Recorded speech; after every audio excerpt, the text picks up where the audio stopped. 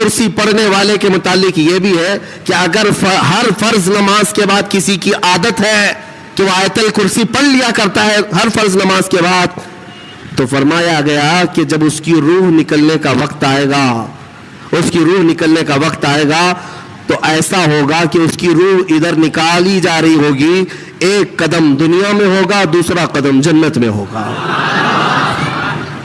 اور اس کی روح قبض کرنے کے لیے بھی یہ حکم آیا کہ اتنی آسانی کے ساتھ اس کی روح نکالی جائے گی کہ اسے اندازہ بھی نہیں ہوگا، پتہ بھی نہ چلے گا۔ آیت الکرسی پڑھنے کی عادت ڈالو، حفاظت کے لیے بھی، اور جو اللہ رب العزت سے بے پناہ محبت کرنا چاہتا ہے، اپنے رب سے بے پناہ محبت کر کے قریب ہونا چاہتا ہے، اسے آیت الکرسی کا ورد ضروری ہے۔ وہ جس قدر آیت الکرسی پڑھے گا مولا تعالیٰ اتنا قریب اس بندے کو کرتا جائے گا۔ اور ایک بات یاد رکھ لیں، الحمدللہ بچپن سے ہمیں بھی یہ عادت ہے، آیت الکرسی پڑھنے والے کی ایک اور فضیلت ہے کہ اسے پھر دوسری کرسی کی لالچ بھی نہیں آئے گی۔ ہاں، کرسی والوں کو میں یہ کہتا ہوں آیت الکرسی پڑھا کرو تاکہ یہ نحوست دل سے نکل جائے، یہ کرسی وہ کرسی وہ کرسی یہ کرسی، کب تک کرسیوں کے پیچھے چلو گے؟ جس کے پاس آیت الکرسی ہو، جیسے دیکھو اجمیر کے خواجہ کی کرسی آج تک کوئی نہیں ہلاتا، کوئی نہیں ہلاتا، اور اس کرسی کے لیے کبھی الیکشن بھی نہیں ہوتا۔ ہماری بات ہمارے اور 100 نسلیں بھی آئیں گی، ہندوستان کا بادشاہ وہ نسلیں غریب نواز کو ہی سمجھا کریں گی، کیوں؟ وہ آیت الکرسی والے بادشاہ ہیں۔ لہذا ہے سنی مسلمانوں، آیت الکرسی کا ورد رکھو۔ یہ کرسیوں کی لالچیں بھی بہت خطرناک ہوتی ہیں، بسا اوقات انسان کو کافر بنا دیتی ہیں، بسا اوقات انسان کو گمراہ کر دیتی ہیں۔ ہم نے دیکھا ہے اولیاء اکرام کی تعلیم میں، اولیاء اکرام جب کسی کی تربیت کرتے ہیں نا تصوف میں، تو تربیت میں سب سے پہلے وہ 2 چیزوں کو مارتے ہیں۔ پہلی چیز یہ ہے کہ کھانے میں لالچی نہ ہو، بہت زیادہ کھانا بند کر دو۔ اگر کسی ولی کے دربار میں تربیت لینا ہے تو پہلی تربیت وہ یہ کرتے ہیں کھانے پر کنٹرول، اور دوسری تربیت کسی بھی مقام، مرتبے، منصب اور کرسی کی لالچ ہرگز نہیں۔ کوئی عمل اس لیے نہیں کرے گا کہ مجھے یہ مقام ملے، دنیاوی منصب ملے۔ اسی لیے میرے آقا صلی اللہ تعالیٰ علیہ وسلم نے بھی ارشاد فرمایا کہ دنیا طلب کرنے والا اگر علم دین بھی حاصل کرے گا تو وہ ایسا ہی ہے جیسے خنزیر کے گلے میں موتیوں کا ہار ڈالا جا رہا ہے۔ حب جاہ، حب مال، حب مقام، حب منصب، یہ بری خصلتیں ہیں۔ اللہ ان تمام چیزوں سے ہمیں محفوظ رکھے۔ من رکع فرفع، حضور نے فرمایا جو جھک گیا اللہ اسے بلند کرتا ہے، اور جو اکڑ گیا اللہ اسے ہمیشہ ذلیل کرتا ہے۔ تو یہ کرسیاں ہی ہیں جو اکڑ پیدا کرتی ہیں۔ آیت الکرسی کا ورد ہمیشہ رکھو، بہت ساری چیزوں سے تمہیں محفوظ کر دے گی۔ آخری بات، اس میں تیسرے پارے کی ایک بہت ہی اہم چیز بیان ہوئی ہے، وہ کیا ہے؟ ابراہیم علیہ الصلوۃ والتسلیم نے ایک بار اللہ رب العزت کی بارگاہ میں سوال کیا، اے مولا مجھے دکھا تم مردوں کو زندہ کیسے کرتا ہے؟ اللہ نے پوچھا کہ اے ابراہیم کیا تجھے یقین نہیں ہے؟ کہا کیوں نہیں، یقین ہے مولا، لیکن آنکھوں سے دیکھنا چاہتا ہوں، لیطمئن قلبی، تاکہ میرے دل کو اطمینان ہو جائے۔ سنو، اللہ مردوں کو زندہ کرتا ہے یا نہیں کرتا؟ رب تبارک و تعالیٰ قادر مطلق ہے، سب بکھر جانے کے بعد بھی وہ دوبارہ زندہ کرے گا۔ ہاں، کئی واقعات ہیں۔ حضرت عزیر علیہ السلام کا واقعہ بھی آج ہم نے تلاوت کیا۔ ایک نبی تھے اللہ کے، 33 سال کی عمر تھی، وہ اپنے خچر پر جا رہے تھے، ایک بستی کو دیکھا اجڑی ہوئی تھی، اجڑی ہوئی۔ انہوں نے یہ پوچھا اللہ کی بارگاہ میں کہ مولا یہ سب پوری بستی اجڑ گئی، یہاں نہ سبزے اگتے ہیں، نہ درخت، نہ پودے، کچھ نہیں، کیا پھر اس بستی کو تو دوبارہ زندہ کرے گا؟ تو حضرت عزیر علیہ السلام کو اسی وقت نیند لگ گئی، سو گئے۔ وہ سوئے تو 100 سال کے لیے سو گئے، 100 سال کے لیے وہی سو گئے، اور جس خچر پر آئے تھے، جو کھانا لے کر کے آئے تھے، اس کو بھی نیند لگ گئی۔ نیند کیا ہے؟ موت کی بہن ہے، اللہ نے سلا دیا۔ 100 سال کے بعد اٹھایا اللہ نے، پوچھا عزیر سے کتنے دن یہاں ٹھہرے رہے؟ کام میں تو صبح آیا تھا، دوپہر ہو رہی ہے۔ اللہ نے فرمایا ذرا اپنے خچر کو دیکھو، تمہارے کھانے کو دیکھو، تم 100 سال یہاں ٹھہرے ہو۔ حضرت عزیر جب اٹھے اور گئے تو ان کی عمر تو 33 تھی، ان کی عمر تو 33 سال ہی تھی, مولا 100 سال سلایا, اس کے بعد بھی جوان ہی اٹھایا. جب اپنی آبادی میں آئے تو ان کے زمانے کے بچے بھی بوڑھے ہو چکے تھے. خود ان کی اولاد جو ان کے بیٹے تھے وہ ان سے بھی بڑے ہو چکے تھے. 118 سال, 115 سال, 110 سال کے ان کی عمریں ہیں, اور حضرت عزیر کی عمر تو 33 سال ہے. حضرت عزیر آئے اور کہا میں عزیر ہوں, اللہ کا نبی. لوگوں نے انکار کر دیا کہ وہ 100 سال پہلے جا چکے, تم کہاں سے آئے ابھی. ایک خاتون جو ان کے گھر کی کنیز تھی وہ بہت بوڑھی ہو چکی تھی, اس نے کہا میں عزیر کو 2 علامتوں سے پہچانتی ہوں, اگر وہ 2 علامتیں اس کے اندر ہیں تو یہ عزیر ہے. وہ آئی, کہا ایک تو یہ ہے کہ پورے زمانے میں تورات اگر کسی کو لفظ بلفظ یاد ہے تو صرف عزیر علیہ السلام کو, کسی کو نہیں. ایک علامت یہ ہے. دوسری یہ ہے کہ ان کی پیٹھ پر ایک نشان ہے جو کسی کے اندر نہیں ہے, وہ میں دیکھ چکی ہوں. حضرت عزیر کو جب اس بوڑھی نے یہ کہا تو حضرت عزیر علیہ السلام نے لفظ بلفظ پوری سورہ تورات سنا تھی, اور ان کی پیٹھ پر وہ نشان بھی باقی تھا. تو اس خاتون نے پکار کر کہا اے لوگوں, یہ اللہ کی قدرت ہے, یہی عزیر ہے جو 100 سال پہلے ہم سے بچھڑا تھا, آج مولا نے 100 سال بعد دوبارہ اسے ہمارے ہاں اٹھا کر لایا ہے. یہ واقعہ کیوں پیش آیا؟ یہ ان منکرین کو بتانے کے لیے جو یہ سمجھتے ہیں کہ موت کے بعد پھر اللہ کسی کو نہیں اٹھا سکتا, اسی لیے کچھ لوگ جلا کر راکھ کرتے ہیں, کچھ لوگ چیل کووں کو کھلا دیتے ہیں کہ مرنے کے بعد پھر پکڑ نہیں ہونی چاہیے. یہ شراب کیوں پیتا تھا, چوری کیوں کرتا تھا, کوئی ڈنڈے مارنے والا نہ ہو, ہم تو اس کو جلا کے راکھ کر چکے. مولا قرآن میں بیان فرماتا ہے جو رب ایک پانی کے قطرے سے تمہیں انسان بنا سکتا ہے, تمہاری راکھ کو جمع کر کے دوبارہ تمہیں زندہ کیوں نہیں کر سکتا؟ وہ قادر مطلق ہے, دوبارہ اٹھائے گا. ہمارا عقیدہ کیا ہے؟ موت کے بعد ہم دوبارہ ہوں گے کہ نہیں ہوں گے, لیکن اس دنیا میں نہیں, پرن جنم نہیں. ہاں, یہ پرن جنم والا نہیں ہے. ہمارا جو عقیدہ ہے وہ یہ ہے کہ مریں گے یہاں, اٹھیں گے قیامت کے دن. قیامت سے پہلے پھر کسی کی آتما نہیں اٹھنے والی ہے, جس کی اٹھتی ہو بیوقوف ہے.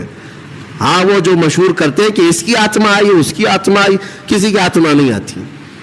ہاں, یہ بات یاد رکھیں, شیطان کھیلتا ہے, روحیں جا چکی, ایک بار نکل گئی تو اب قیامت کے دن دوبارہ زندہ ہوں گے. الحمدللہ ہمارا عقیدہ یہی ہے, اسلام کا عقیدہ یہ, ہم مرنے کے بعد عالم برزخ میں جاتے ہیں اور پھر مولا قیامت کے دن اٹھاتا ہے. اس سے پہلے ہمارا عقیدہ یہ نہیں کہ ہم مرنے کے بعد پھر کبھی چوہا بن کے اٹھیں گے, بلی بن کے اٹھیں گے, کتا بن کے اٹھیں گے. ہاں, اچھے کام کیا تھا تو اچھا بن کے دوسرے جنم میں پیدا ہوگا, برا کام کیا تھا تو کتا بن کے جنم لے گا. یہ نہیں ہے. الحمدللہ ہمیں اللہ نے انسان بنایا تھا, انسان ہی اٹھیں گے. ہاں, کتوں والا عقیدہ مت رکھو, چوہوں والا اور بلیوں والا عقیدہ مت رکھو, ہمارا یہ عقیدہ نہیں. جو بات میں عرض کر رہا تھا وہ ابراہیم علیہ السلام کی. ابراہیم علیہ السلام نے پوچھا رب سے تو کیسے زندہ کرتا ہے مرنے کے بعد؟ تو رب نے فرمایا کیا تجھے یقین نہیں؟ کہا یقین ہے, میں آنکھوں سے دیکھنا چاہتا ہوں. کہا ٹھیک ہے, 4 پرندے لے لو اور ان کو ذبح کرو اور پھر ان کو قیمہ بنا دو, چاروں کا گوشت مکس کرو اور سب ملا کر کے 4 حصے کرو, ایک حصہ اس پہاڑ پر, دوسرا اس پہاڑ پر, تیسرا اس پہاڑ پر, چوتھا اس پہاڑ پر. 4 پہاڑوں پر گوشت رکھ کر کے آؤ, یہ مکس قیمے کا, اور پھر اپنی جگہ پر کھڑے ہو جاؤ, ان پرندوں کے نام لے کر کے بلاؤ. ابراہیم علیہ السلام کو یہ پروسیس کرایا گیا. ابراہیم علیہ السلام نے کیا کیا لیے؟ ایک کوا لیا, توجہ چاہتا ہوں, کیا لیا؟ کوا لیا, دوسرا مرغا لیا, تیسرا کبوتر, چوتھا مور. 4 پرندے لیے, کوا, مرغا, کبوتر, مور. 4 پرندے لیے اور چاروں کو ذبح کیا, پھر ان کا قیمہ بنایا. گوشت سب قیمہ بنا کر مکس کیا اور 4 حصوں میں 4 پہاڑوں پر رکھ کر آئے. پھر اپنی جگہ پر آ کر کے انہیں پکارا. اللہ کے حکم سے مرغا بھی آئے, کوا بھی آئے, کبوتر بھی آئے اور مور بھی آئے. خدا کی قدرت دیکھیں, وہ قیمہ ہوا میں اڑنے لگا اور جس جس پرندے کا جو گوشت تھا وہ اپنے اپنے جسم میں ملنے لگا, اور پھر ان کی جو منڈیاں تھی, منہ, وہ ابراہیم علیہ السلام کے پاس تھی. دھڑ صرف تنہا اڑتا ہوا آیا, اپنے اپنے منہ سے جڑ گیا اور اڑ کر چلے گئے. اللہ نے اپنی قدرت کا مشاہدہ اپنے نبی کو کروایا. इब्राहिम अलैहिस्सलाम, मुर्दों को मौला कैसे जिंदा करता है ये नबी को सामने करके दिखाया गया। लेकिन सूफिया इकराम की भी एक तालीम होती है। मीर अब्दुल वाहिद बिलग्रामी रज़ी अल्लाहु अन्हु सबअ सनाबिल शरीफ के मुसन्निफ फरमाते हैं, इब्राहिम अलैहिस्सलाम को ये प्रोसेस क्यों कराएगा, ये 4 परिंदे आपने क्यों लिए? सूफिया के जो नुक्ते होते हैं बड़े अहम होते हैं। मैंने 4 परिंदे कहा, याद है ना 4 परिंदे? हाँ, वो ऐसी ही नहीं है कि फॉर्मेलिटी के लिए मैंने आपके सामने गिना दिए। तवज्जो, कौवा, मुर्गा, कबूतर, मोर, यही 4 परिंदे क्यों? इब्राहिम अलैहिस्सलाम ने जो लिए, औलिया इकराम की एक जमात का कहना यह है कि असल में इन परिंदों की एक एक खुसूसियत है, एक एक खुसूसियत है। कौवे की खुसूसियत है लालच बहुत होती है इसके अंदर, लालची बहुत है, इसका पेट कभी नहीं भरता। अरे पूरे पूरे मुर्दे भैंसों पर बैठता है, उसको ऐसा लगता है कि पूरा खा जाऊंगा, लेकिन होता इतना पेट है, लालच है, बहुत ज्यादा लालच। दूसरा परिंदा है मुर्गा, मुर्गे के अंदर शहवत बहुत ज्यादा है, शहवत, औरतों की ख्वाहिश। मुर्गा बहुत ज्यादा शहवती होता है, हमेशा मुर्गियों को दौड़ाता रहे, ये शहवत उसकी खसलत है। तीसरा कबूतर, कबूतर के अंदर दोस्ती करने की आदत बहुत होती है, जल्दी दोस्त बनता है। सारे परिंदों में सबसे ज्यादा मानूस होने वाला परिंदा कबूतर है, एक दिन पाल लो उसके बाद रह ही जाता है, दोस्ती करने वाला परिंदा। चौथा मोर है, मोर की खुसूसियत यह है कि वो अपने हुस्न को दिखाने का शौक बहुत रखता है। 4 लोग भी खड़े हो गए तो पूरे पर खोल देगा और नाचता है तो खूबसूरत, लेकिन दिखाने की ख्वाहिश ज्यादा है, रियाकारी, अपने हुस्न का मुजाहरा करवाना, यह मोर की आदत है। हज़रत मीर अब्दुल वाहिद फरमाते हैं, ऐ मुसलमानों, अल्लाह ने जो हुक्म किया अपने नबी इब्राहिम को, ये 4 परिंदे नहीं, कौवा, मुर्गा, कबूतर, मोर, ये ज़बा नहीं किए, बल्कि इब्राहिम अलैहिस्सलाम ने जो ज़बा किया वो क्या है?